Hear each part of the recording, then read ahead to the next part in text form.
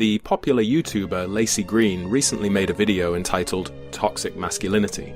In it, she raises questions about the term, suggesting that it implies there is something inherently toxic about men.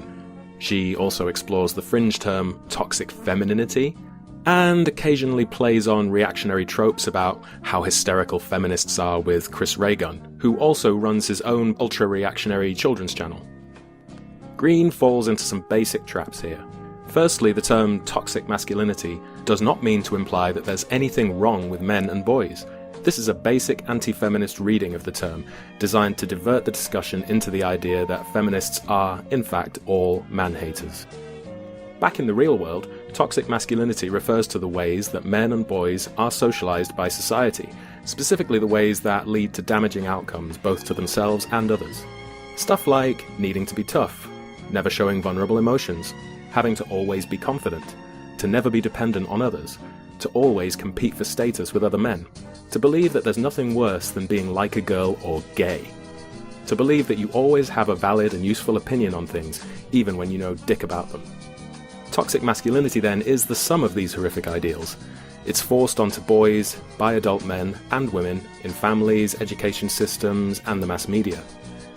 Seeing it like this only makes it natural to ask, could there be any connection between toxic masculinity and the levels of male violence, sexual violence, and male suicide we see today? Far from implying that men and boys are inherently bad, toxic masculinity implies that we could change how we raise young boys to create a healthier and more pro-social masculinity, what Bell Hooks calls a feminist masculinity. So what about toxic femininity? At the time of vlogging, the term toxic femininity only tends to appear in the basket case alt-right manosphere, usually to act as an excuse to divert the conversation away from anything meaningful, or to unironically imply that there could be something inherently wrong with women, like any good card-carrying misogynist would. But we could try and use the term in a sincere way instead.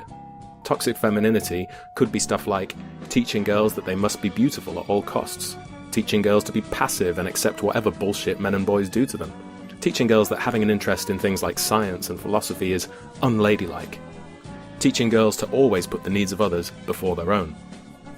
Instead of this toxic femininity, people like Laci, Chris Raygun, myself, and all of you watching could work together to build a femininity that teaches girls and women that they are beautiful and valuable however they look, that they have what it takes to become the agents of their own destiny and not to take any shit from people wanting to abuse them, that they can be whatever they want to be in the world regardless of their gender, and that their needs for love, respect, dignity, and freedom matter just as much as anybody else's. We could call this type of new femininity something, a word that encapsulates it. We could call it something like feminism. Anyway, gotta go, kids.